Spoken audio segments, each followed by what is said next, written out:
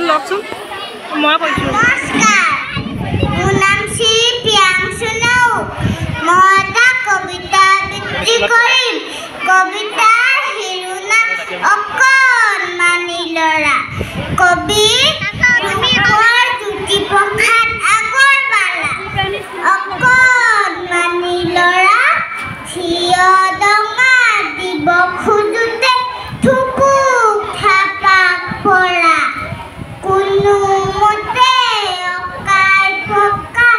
এখোজ দুখোজ যায় চিত ভলঙা খাই খোজকাঢ়িব নৌপাৰতে লৰ দিবলৈ চাই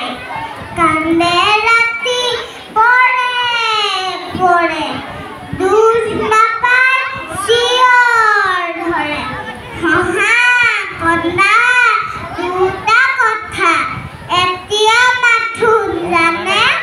মুখৰ এটাও মাত ফুটা